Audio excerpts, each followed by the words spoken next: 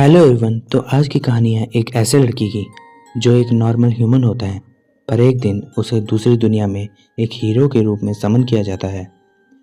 दूसरी दुनिया में जाने से पहले गॉडेस उसे पावर देती है। फिर वो उस दुनिया में समन होता है और उसके साथ कुछ और हीरोज भी थे, लेकिन उस दुनिया में वो ज़्यादा टाइम तक नहीं रुक पाता क्योंकि उसे दोबारा से किसी और दुनिया में समन कर लिया जाता है। फिर से दूसरी दुनिया में जाने से पहले वो गॉडेस से मिलता है और गॉडेस उसे देखकर कंफ्यूज होती है कि वो दोबारा से यहाँ कैसे पहुँच गया, मगर गॉडेस उसे दोबारा से पावर देती है और वो दूसरी दुनिया में चला जाता है। लेकिन फिर से उसके साथ यही होता है और लगातार उसके साथ ऐसा ही होता रहता है। वो दूसरी दुनिया में समन किया जाता, गॉडेस उसे पावर देती और वो दूसरी दुनिया में चला जाता। उसे इतनी बार समन किया गया जिस वजह से उसके पास बहुत सी पावर्स आ जाती हैं, लेकिन फिर आखिरी में वो एक दुनिया में समन होता है और फिर उसके बाद उसे दोबारा से समन नहीं किया जाता और वह उसी दुनिया में अपने आप को वीक दिखाकर रहने लगता है। एपिसोड की स्टार्टिंग में हमें दिखाया जाता है एक लड़की को जो किसी को इनोरी नाम से बुला रही होती है। वो लड़की उस लड़के के पास आती है और उस लड़की को देखते हुए वो लड़का सोचता है ये कौन है। फिर वो लड़की उस लड़के को नाइफ से स्टैब कर देती है, जिस वजह से वो लड़का हैरान हो जाता है और सोचता है क्या इसने अभी मुझे नाइफ से स्टैब किया। फिर हमें उसी लड़की को दिखाया जाता है जो रो रही होती है और वो लड़का बोलता है तुम रो क्यों रही हो और तुम्हें मेरा नाम कैसे पता। फिर सीन शिफ्ट होता है और हमें दिखाया जाता है एक क्लासरूम का सीन। फिर हमें उसी लड़के को दिखाया जाता है और ये हमारा मेन कैरेक्टर होता है और इसका नाम ताकाफुजी इनोरी होता है, जो कि 17 साल का होता है। फिर ताकाफुजी सोचता है क्या ये एक सपना था। फिर वो आसपास देखते हुए बोलता है ये तो वही नॉर्मल क्लासरूम है और एक और नॉर्मल दिन। पर तभी उसके क्लासरूम में एक समनिंग सर्कल अपीयर होता है। ताकाफुजी और उसके क्लासमेट एक दूसरी जगह पर टेलीपोर्ट हो जाते हैं। ताकाफुजी आसपास देखते हुए सोचता है ये क्या चल रहा है, अभी तो मैं क्लासरूम में था। उसके क्लासमेट बोलते हैं क्लासरूम गायब हो गया। वो बोलते हैं ये क्या हो रहा है और हम कहाँ हैं। फिर उनके सामने एक गॉडेस अपीयर होती है जो उन्हें बोलती है घबराओ मत, ये वो जगह है जहाँ पर से सोल्स ट्रैवल करती है, कैप ऑफ द वर्ल्ड, और मैं वही हूँ जिसे तुम ह्यूमंस गॉडेस कहते हो। फिर गॉडेस उन्हें बताती है तुम्हें इस वर्ल्ड में समन किया गया है कि तुम हीरोज बनो और डीमन किंग को हरा सको। ये सुनते ही वो लोग बोलते हैं क्या हीरोज। फिर गॉडेस उन्हें बताती है कि अब तुम world of sword and magic में ट्रांसफ़र हो जाओगे, सीधा हाइगन किंगडम में। ये सुनते ही सब बोलते हैं क्या हमें समन किया गया है। फिर हमें दिखाया जाता है ताकाफुजी को जो सोचता है ये एक नोवेल की तरह लग रहा है। फिर गॉडेस उन्हें बोलती है थोड़ा ही टाइम बचा है, फिर तुम उस वर्ल्ड में ट्रांसफ़र हो जाओगे, तो मैं तुम्हें अब पावर्स देती हूँ। फिर गॉडेस उन्हें पावर देते हुए बोलती है जो मैं तुम्हें एबिलिटी दे रही हूँ वो उस वर्ल्ड के हिसाब से तुम्हारे लिए सुटेबल होगी। फिर गॉडेस उन्हें बोलती है इन पावर का गलत इस्तेमाल मत करना और हमेशा सही रास्ते पर चलना। फिर गॉडेस उन्हें बोलती है गुड लक। फिर सीन शिफ्ट होकर हमें दिखाया जाता है कि वो लोग एक कैसल के अंदर समन होते हैं। उनके आगे एक थ्रोन होता है जिस पर किंग बैठा होता है और उसके साथ बहुत से लोग होते हैं। एक वुमेन बोलती है समनिंग सक्सेसफुल हुई, जिसे सुनते ही बाकी लोग खुश होने लगते हैं और बोलते हैं अब हमारा वर्ल्ड बच सकता है। फिर किंग अपने थ्रोन से उठता है और उनकी तरफ आगे बढ़ते हुए बोलता है अपने वर्ल्ड से यहाँ आने के लिए मैं आपका शुक्रिया अदा करता हूँ। फिर किंग उन्हें बताता है मेरा नाम राइजन हाइगन है, इस हाइगन किंगडम का किंग। फिर किंग उनके सामने झुकता है और बोलता है मैं आपका स्वागत करता हूँ हीरोज, प्लीज़ डेमन किंग को हरा दो। फिर हमें दिखाया जाता है ताकाफुजी को जो अपने मन में बोलता है हमें तो रॉयल्टी जैसा ट्रीटमेंट मिल रहा है। फिर हमें दिखाया जाता है किंग को झुकते हुए देख एक लड़का बोलता है किंग प्लीज़ ऐसा मत करो, मैं बस एक सवाल पूछना चाहता हूँ। वो लड़का पूछता है क्या हम अपने ओरिजिनल वर्ल्ड में वापस जा पाएंगे। ये सुनते ही एक पर्सन बोलती है तुम्हारे इस सवाल का मैं जवाब देती हूँ। फिर हमें दिखाया जाता है उस वुमेन को जिसने इन्हें यहाँ समन किया होता है। वो बोलती है मुझे सेंटस इसारिया कहा जाता है। फिर वो बोलती है तुम वापस जा पाओगे लेकिन इस वक्त ये पॉसिबल नहीं है, पर 1 महीने बाद तुम अपने ओरिजिनल वर्ल्ड में वापस जा सकोगे जब फुल मून की नाइट होगी। फिर सेंटेंस बोलती है, जिन्हें डेमन किंग से फाइट नहीं करनी है वो इस महीने रॉयल कैसल में रुक सकता है और फिर अपने वर्ल्ड में वापस जा सकता है। फिर कुछ लोग पूछते हैं, तो क्या हमारे वर्ल्ड में भी 1 महीना बीत जाएगा? ये सुनते ही सेंटेंस उन्हें बोलती है, तुम उसी वक्त उसी जगह वापस पहुंच जाओगे जब तुम्हें समन किया गया था। उस वर्ल्ड का टाइम चेंज नहीं होगा। फिर हमें दिखाया जाता है ताकाफूजी को, जो सोचता है ये होने के लिए बहुत अच्छा है, कुछ तो गड़बड़ है। फिर सेंटेंस बोलती है, अगर आप सभी को भी वापस जाना है तो भी हम आपको नहीं रोकेंगे। फिर वो रोते हुए बोलती है, पर प्लीज़ हमारे वर्ल्ड और कंट्री को बचा लो। फिर हमें दिखाया जाता है ताकाफूजी को, जो सोचता है वो टाइम है जब कोई एक हीरो आगे बढ़ेगा। फिर वो अपने क्लासमेट्स की तरफ देखता है और मन में बोलता है, लगता है मेरी क्लास में कोई भी हीरो नहीं बनना चाहता।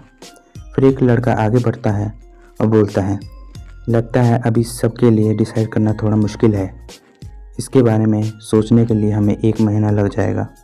फिर किंग थोड़ा सोचता है और फिर बोलता है, ठीक है, 1 महीने बाद तुम सोच लेना कि तुम्हें हीरो बनना है या वापस अपने घर जाना है। फिर किंग बोलता है, आज जश्न का दिन है तो एंजॉय करो। ताकाफूजी अपने मन में बोलता है, इनकी ट्रीटमेंट बहुत अच्छी है। ताकाफूजी खाने के बारे में सोचता है कि इस वर्ल्ड के इंग्रेडिएंट्स क्या क्या होंगे। पर तभी ताकाफूजी के पैर के नीचे एक मैजिक सर्कल अपीयर होता है। वो बोलता है, इस सर्कल तो वैसा ही है जैसे मैंने क्लासरूम में देखा था। फिर वो सोचता है, तो हम बैंकेट हॉल में मैजिक सर्कल से जाएंगे। वो सोचता है, अगर ये लोग टेलीपोर्टेशन मैजिक यूज़ कर सकते हैं तो इनका ट्रांसपोर्टेशन अर्थ से बहुत एडवांस होगा। इस एबिलिटी की मदद से ये लोग इंग्रेडिएंट्स इकट्ठा कर सकते हैं, वो भी बड़ी आसानी से। मैं इस वर्ल्ड के फूड के लिए बहुत एक्साइटेड हूँ। फिर ताकाफूजी का एक क्लासमेट ताकाफूजी को बुलाता है। ताकाफूजी पीछे देखता है तो वो पर्सन बोलता है, सिर्फ तुम्हारे पैर के नीचे ही एक मैजिकल सर्कल क्यों है? पर तभी ताकाफूजी टेलीपोर्ट हो जाता है। फिर सीन शिफ्ट होता है और हमें दिखाया जाता है एक जगह को जहाँ ताकाफूजी टेलीपोर्ट हो गया होता है। ताकाफूजी सोचता है ये जगह देखी देखी सी लग रही है, पर तभी उसे एक आवाज़ आती है जो बोलती है, तुम्हारा स्वागत है, ये वो रास्ता है जहाँ से सोल्स ट्रैवल करती हैं और मैं एक गॉडेस हूँ। फिर ताकाफूजी गॉडेस को देखते हुए बोलते हैं, हेलो गॉडेस, हम दोबारा से मिल गए। गॉडेस उसे देखते हुए बोलते हैं, तुम अभी तो यहाँ आए थे। ताकाफूजी बोलता है, हाँ। गॉडेस कंफ्यूज होते हुए बोलती है, लेकिन ऐसा क्यों हो रहा है? ताकाफूजी गॉडेस को पूछता है, क्या मैं किसी और जगह समन होने जा रहा हूँ? गॉडेस उसे बोलती है, हाँ। गॉडेस उसे बोलती है, अब जब ये एक रूल है कि कोई भी यहाँ आएगा तो उसे पावर्स मिलेगी, तो ये रही तुम्हारी पावर्स। फिर ताकाफूजी दूसरे वर्ल्ड में समन हो जाता है। वो सोचता है, पिछली बार जब मैं समन हुआ था तो वो समनिंग सर्कल पर्पल था, पर ये वाला येलो है और उसके पैटर्न भी थोड़े डिफरेंट है। फिर वो अपने मन में बोलता है, इन चीज़ों के बारे में सोचने का अभी वक्त नहीं है। फिर हमें दिखाया जाता है ताकाफूजी को, जो एक चेयर पर बंधा हुआ होता है। फिर हमें दिखाया जाता है एक बूढ़े आदमी को, जो बोलता है समनिंग सक्सेसफुल हुई। उसका साथी बोलता है, इसका नाम सब्जेक्ट 12 रखते हैं। फिर वो बूढ़ा आदमी ताकाफूजी को देखने लगता है और बोलता है, इसके पास एक अटैक टाइप की मैजिक आई है। ताकाफूजी सोचता है, इन्होंने मुझे एक सब्जेक्ट कहा, मुझे बुरी फीलिंग आ रही है, ये समनिंग तो सच में खतरनाक है। फिर वो दोनों हंसने लगते हैं और बोलते हैं, अब हम एक्सपेरिमेंट शुरू करने जा रहे हैं। और फिर बूढ़ा आदमी एक स्कैल्पल निकालता है और बोलता है, अब हम तुम्हारी आँख पर एक्सपेरिमेंट करने जा रहे हैं। बूढ़ा आदमी बताता है कि जब कोई दूसरे वर्ल्ड से समन किया जाता है तो उसे एक मैजिक आई मिलती है जब वो दूसरी दुनिया से क्रॉसिंग कर रहा होता है, और ये सब कुछ रिकॉर्ड्स में लिखा हुआ है और उसे प्रूफ करना ही हमारी जॉब है। और उस बूढ़े आदमी के पास बहुत से वेपन्स होते हैं। ताकाफूजी अपने मन में बोलता है, तो मैजिक आई एक गिफ्ट है जो इस वर्ल्ड में समन करते टाइम मिलती है। फिर बूढ़ा आदमी ताकाफूजी पर हिप्नोसिस स्पेल कास्ट करता है ताकि ताकाफूजी हिप्नोटाइज हो जाए और एक्सपेरिमेंट में कोई दिक्कत ना आए। फिर ताकाफूजी पर स्पेल कास्ट कर देता है, लेकिन वो सामने देखते हुए हैरान हो जाता है क्योंकि ताकाफूजी पर इसका कोई असर नहीं हुआ था। वो बोलता है, ऐसा नहीं हो सकता, मैंने एडवांस हिप्नोसिस मैजिक यूज़ किया है। पर तभी उसके साथी उसे बोलता है, डॉक्टर, इस सब्जेक्ट 12 के पास 2 मैजिक आई हैं। राइट आंख में मैजिक आई ऑफ विजन है और लेफ्ट आंख में मैजिक आई ऑफ ट्रूथ। फिर वो बूढ़ा आदमी ये सुनते ही हैरान हो जाता है कि इसके पास 2 मैजिक आई हैं। फिर वो दोनों खुश होते हैं और बोलते हैं, 2 मैजिक आई, वो भी इस लेवल पर, ये एक अल्टीमेट सब्जेक्ट है। फिर वो दोनों अपने इक्विपमेंट निकालते हैं और एक्सपेरिमेंट करने के लिए तैयारी करने लगते हैं। ताकाफूजी सोचते हैं, मुझे यहाँ से जल्द ही निकलना होगा, शायद मैं इस मैजिक आई की मदद से यहाँ से निकल सकूँ। फिर तभी उसके पैर के नीचे एक और समनिंग सर्कल अपीयर होता है। ताकाफूजी नीचे देखते हुए बोलते हैं, क्या बढ़िया टाइमिंग है। उन दोनों बंदों को कुछ समझ नहीं आ रहा होता है कि ताकाफूजी के साथ क्या हो रहा है। फिर ताकाफूजी वहाँ से टेलीपोर्ट होकर दोबारा से गॉडेस के पास पहुँच जाता है। गॉडेस उसे दोबारा से समन होते हुए देख हैरान होती है और बोलती है, क्या ये तुम्हारा तीसरी बार नहीं था? ताकाफूजी बोलता है, ये मेरे कंट्रोल में नहीं है। ताकाफूजी गॉडेस से पूछता है, क्या आपको इस बारे में कुछ पता है कि मेरे साथ ऐसा क्यों हो रहा है? गॉडेस उसे बोलती है, ये मेरा भी फर्स्ट टाइम है कि कोई बार बार समन किया जा रहा है, तो मुझे भी इस बारे में कुछ नहीं पता। गॉडेस उसे बोलती है, मैं इसे इन्वेस्टिगेट करती हूँ और अगली बार जब तुम आओगे तब मैं तुम्हें बताती हूँ। फिर ताकाफूजी को समन किया जाता है और वो सोचता है कि ये नॉर्मली ऐसे बात करती है और क्या इसने अभी बोला कि जब मैं दोबारा आऊँगा। फिर वो दूसरी दुनिया में समन होता है और इस बार उसे एक नोबल लड़की ने समन किया होता है। उसकी मदद उसे बोलती है, लेडी लाइट, आपने एक ह्यूमनॉइड मॉन्स्टर को समन किया है, वो भी अपनी पहले ही अटेम्प्ट में, आप तो बहुत टैलेंटेड हो। ताकाफूजी अपने मन में बोलता है, तुम मॉन्स्टर कैसे कह रही हो? फिर ताकाफूजी हमें बताता है, उन्होंने मुझे गलती से एक ह्यूमनॉइड मॉन्स्टर समझ लिया था और मेरे साथ कॉन्ट्रैक्ट बनाने ही वाले थे, पर टाइम पर समनिंग सर्कल अपीयर हुआ और मैं बच गया। फिर हमें दिखाया जाता है ताकाफूजी को, जो बोलता है, मैं दोबारा से आ गया। गॉडेस उसे बार बार समन होते हुए देख थक जाती है। ताकाफूजी गॉडेस से पूछता है, क्या तुमने पता लगा लिया कि मैं बार बार दूसरी दुनिया में क्यों समन हो रहा हूँ? गॉडेस उसे बोलती है, टाइम कम है तो मैं तुम्हें जल्दी बताती हूँ कि ये क्यों हो रहा है।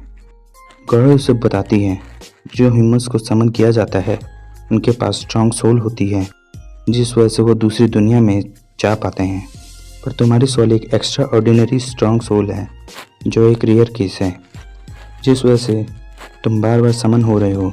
ताकाफूजी बोलता है, पर कैसे? मैं तो एक ऑर्डिनरी हाई स्कूलर हूँ, ना कि कोई सेंट। गॉडेस उसे बोलती है, ये मायने नहीं रखता, अगर सिंपल भाषा में बोलूँ तो तुम्हारी सोल बहुत पावरफुल है। गॉडेस उसे बताती है कि अगर तुम्हारी सोल उस वर्ल्ड में फिक्स हो जाए किसी हीरो कॉन्ट्रैक्ट की तरह, तो फिर ये चीज़ दोबारा नहीं होगी। फिर गॉडेस उसे फिर से पावर देती है और फिर ताकाफूजी एक और दूसरे वर्ल्ड में समन हो जाता है। फिर सीन शिफ्ट होता हमें दिखाया जाता है एक जगह को, जहाँ पर एक लड़की होती है और उसके हाथ में एक ऑर्ब होता है, और वो उस ऑर्ब की मदद से ताकाफूजी को उसकी स्किल के बारे में बताती है कि तुम्हारे पास एक स्किल स्टील नाम की एबिलिटी है, जिसकी मदद से तुम दूसरों की पावर को चुरा सकते हो। फिर हमें ताकाफूजी को दिखाया जाता है, जो अपनी पावर को देखते हुए सोचता है, ये चौथी समनिंग के साथ मुझे एक और पावर मिल गई। फिर वो सोचता है, मुझे अपनी सोल को फिक्स करने के लिए हीरो कॉन्ट्रैक्ट बनाना होगा। फिर ताकाफूजी हमें बताता है कि वो हीरो कॉन्ट्रैक्ट बनाने ही वाला था, लेकिन तभी एक और मैजिकल सर्कल अपीयर हुआ और मैं फिर से समन हो गया।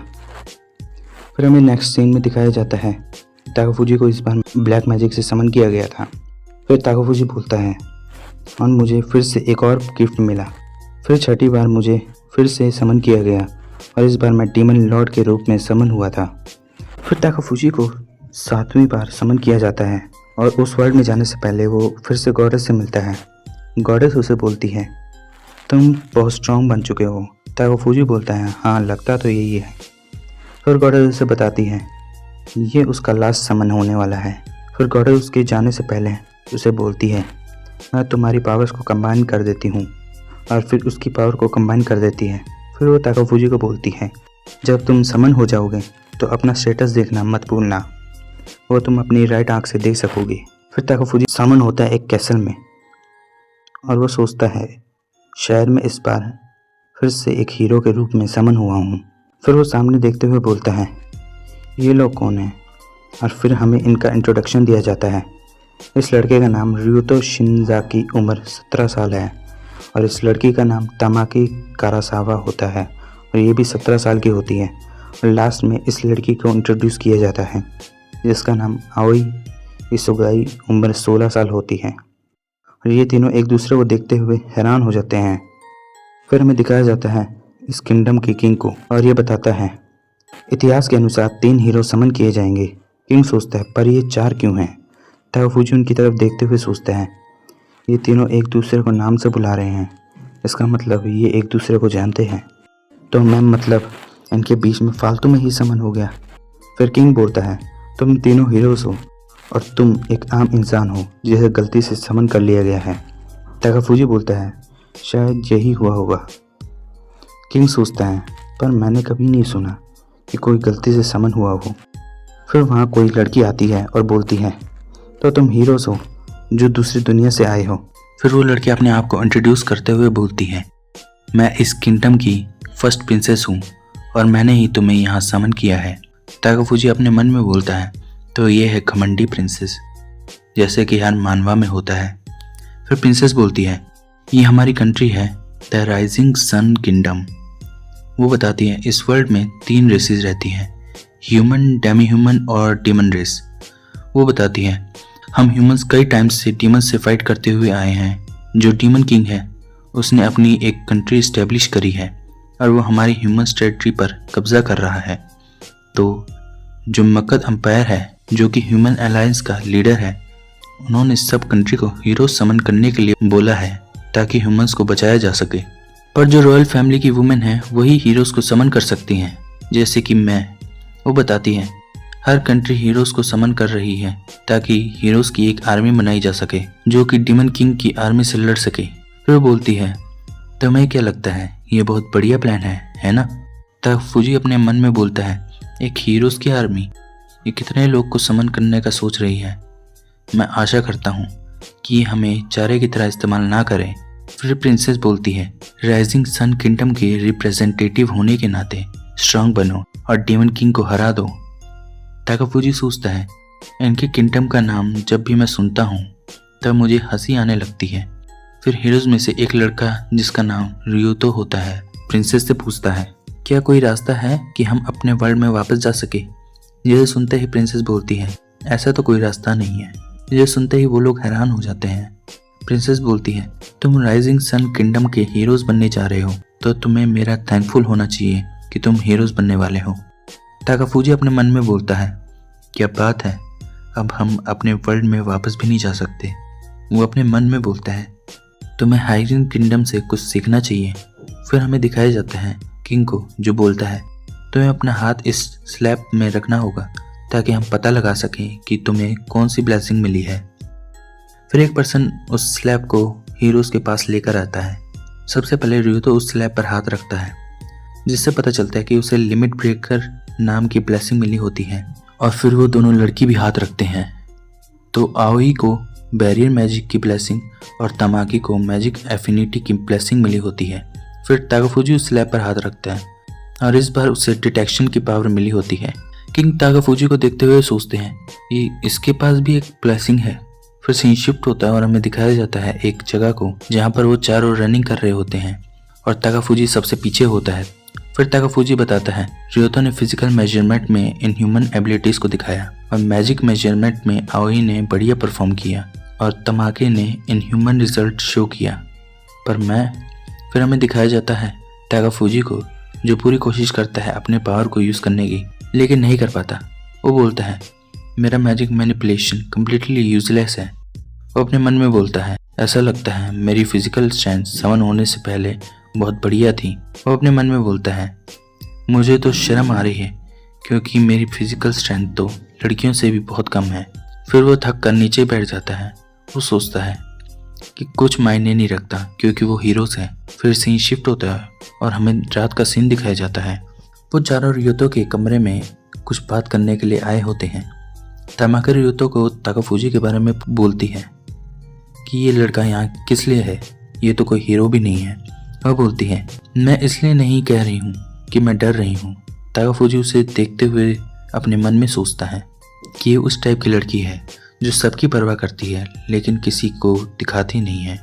वो सोचता है ये इसे छुपाने में अच्छी नहीं है। रियोतो बोलता है ताकाफूजी की डिटेक्शन एबिलिटी बाद में बहुत काम आएगी। ताकाफूजी उसे देखते हुए सोचता है सबके मेरे बारे में अलग अलग ओपिनियन है। रियोतो बोलता है ताकाफूजी की कॉम्बैट एबिलिटी इतनी अच्छी नहीं है तो उसे बैरियर प्रोटेक्शन की जरूरत होगी। फिर वो आओई को बोलता है ताकाफूजी को प्रोटेक्ट करने के लिए, जिस पर आओई भी मान जाती है। ताकाफूजी सोचता है आओई तमाकी से अलग है, वो कम बोलती है पर वो बहुत क्यूट है और इनके लुक्स उनकी पावर से ज़्यादा अच्छे हैं। क्या जिंदगी है इनकी। तमाकी बोलती है तो तुम्हें क्या लगता है कि हमें यहाँ रुकना चाहिए। फिर ये तो थोड़ा सोचता है, फिर कुछ बोलने ही जा रहा होता है कि तभी ताकाफूजी बोलता है हमें यहाँ रुकना चाहिए, ये लोग हमसे बहुत अच्छे से पेश आए हैं। फिर वो लोग हैरान होते हुए ताकाफूजी को देखते हैं तो ताकाफूजी ने अपनी नोटबुक पर लिखा होता है कि वो लोग हम पर नज़र रख रहे हैं तो कुछ सस्पिशियस मत बोलना। ये पढ़ते ही वो लोग हैरान हो जाते हैं। फिर ताकाफूजी अपने मन में बोलता है मेरी डिटेक्शन एबिलिटी ये एक यूज़फुल एबिलिटी है। मैं इस एबिलिटी की मदद से दूसरी तरफ के ह्यूमंस और क्रिएचर्स को सेंस कर सकता हूँ। एग्जाम्पल के रूप में मैं सेंस कर सकता हूँ कि कोई हमारे रूम के दरवाजे पर कान लगाकर हमारी बातें सुन रहा है। ताकाफूजी सोचता है मैंने सारी मेट्स को वापस भेज दिया था, हो सकता है कि कोई मेट वापस आई हो या फिर कोई और हमारी जासूसी कर रहा हो। फिर वो अपनी नोटबुक में लिखकर आओई को बोलता है क्या तुम एक बैरियर बना सकती हो ताकि हमारी आवाज़ बाहर ना जाए। जिसके बाद आओई उनके आसपास एक बैरियर बना देती है। रियोतो आओई को बोलता है तुम ऑसम हो, तुम्हारा शुक्रिया। ताकाफूजी अपने मन में बोलता है सीरियसली तुम इस वक्त फ्लर्टिंग कर रहे हो। फिर हमें दिखाया जाता है तमाकी को जो बोलती है पर वो हमारे जासूसी क्यों कर रहे हैं।